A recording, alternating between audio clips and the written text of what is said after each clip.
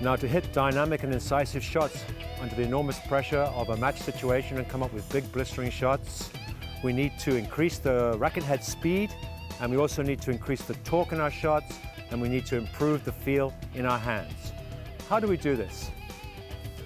Do you remember earlier in DVD when we discussed topspin, we talked about the wrist laying back further, the more topspin you want to hit? Well, if you want to hit with more power, the wrist lays back further.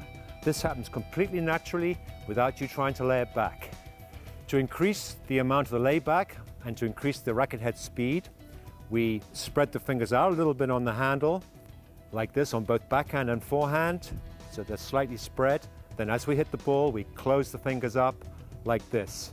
If the fingers are bunched up all the time, we do not have any facility in the wrist to lay back, and so we lose the ability to hit powerfully and with a lot of topspin. Squeeze in on contact, on backhand and forehand. This spreading of fingers will allow you to optimize your layback if you're hitting at maximum speed and spin. Let's do that here. On these shots, my wrist will be laid back fully. I repeat, the wrist lays back automatically and naturally. The extent of the layback depending on the amount of racket head speed you're trying to generate. The more the racket head speed, the further will be the layback.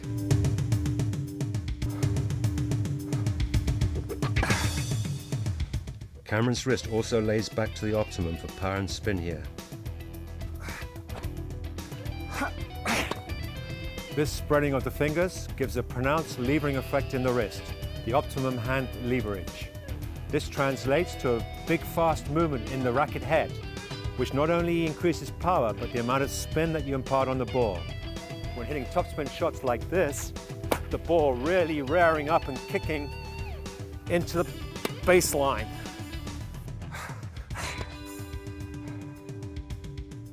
Here we have tremendous hand leverage as we whip up on the ball to hit a lot of topspin.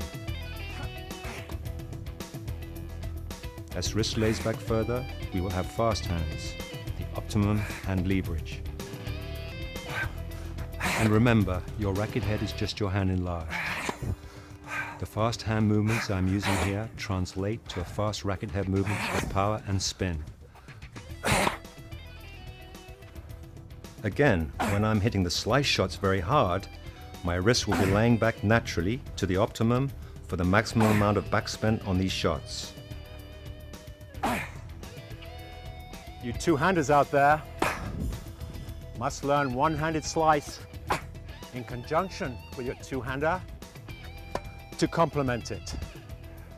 The shape of the regular slice is high to low from here to here. And the chop, which is heavy slice, a pronounced high to low from here to here.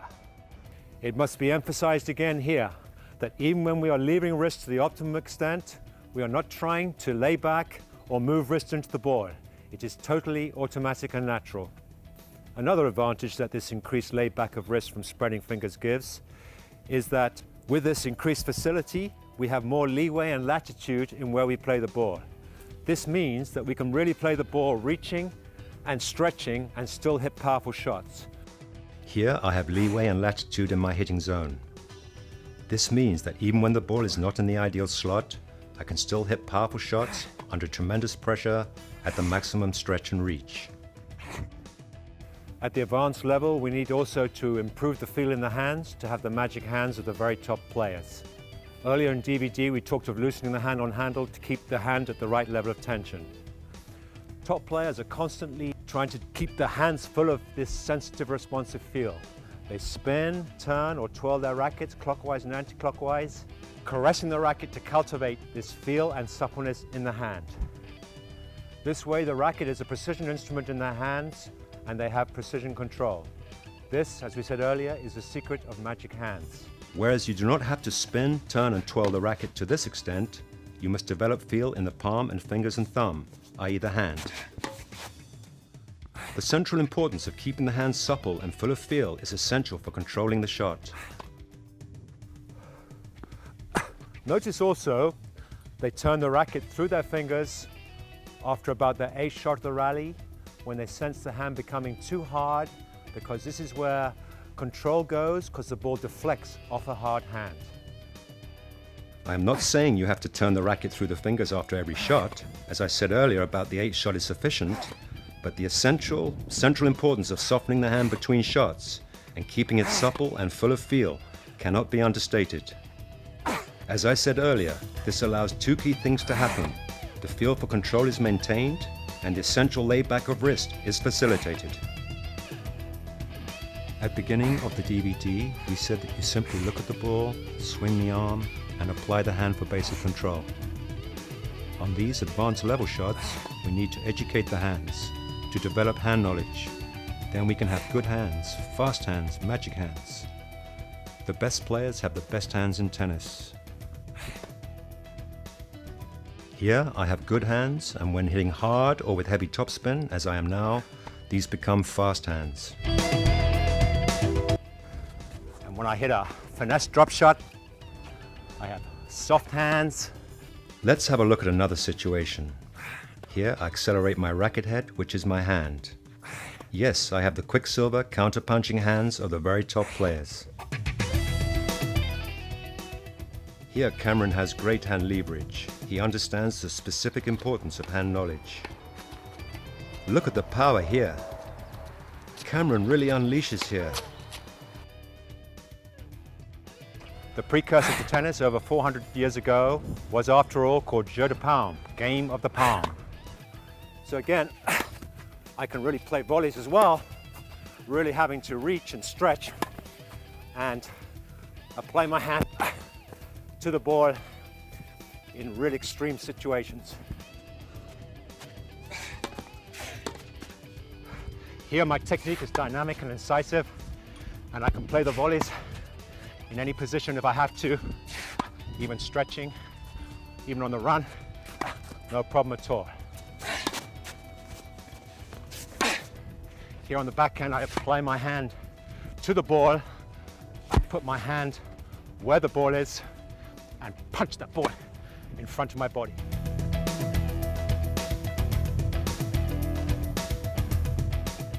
Tension levels.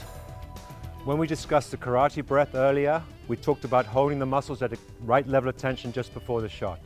In readiness position, the muscles are keyed in or engaged, just like a panther about to strike. And then, approaching the shot, there is pre-tension, and then the main squeeze in body and hand as we load up, as we flex into the ball. Combined with a breath, this really is dynamic and explosive, just like a karate chop. Let's just do that.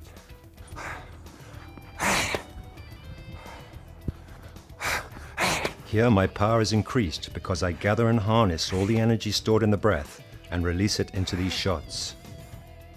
Keep the tension and energy levels just right, just so.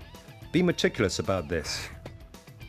You must monitor your tension and energy levels. Along with the concentration level, this is what is involved in hitting a good shot.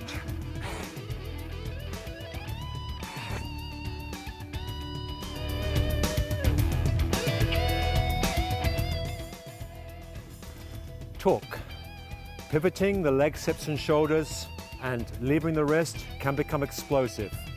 Here, the legs, hips and shoulders thrust is well timed and fast, along with the wrist released. It is like a series of levers, the legs, hips and shoulders and wrist all playing their part in this powerful uncoiling movement, just like an uncoiling spring. Let's have a look at this torque.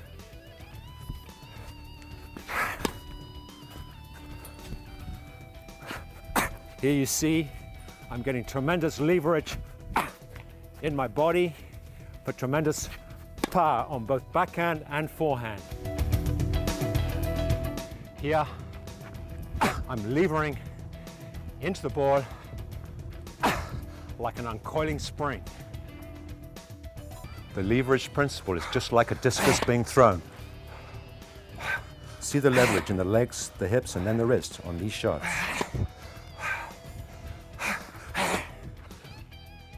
The release of Cameron's legs, hips, shoulders and wrist is a chain of levers throughout his entire body, each lever combining to unleash tremendous power into his shots.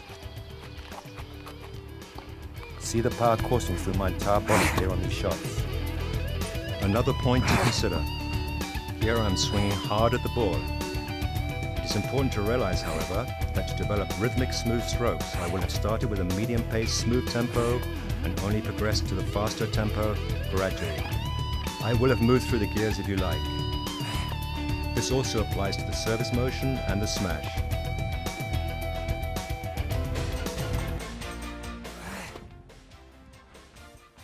Top players have power aligned to silky smooth control. On these shots, I'm able to whip up a lot of power and spin. This is very important, particularly on slow clay courts, where it is not easy to force openings.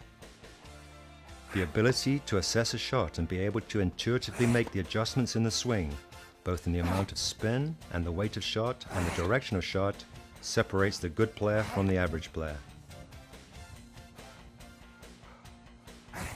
Be confident you can hit powerfully with control. Use the degree of topspin the situation demands.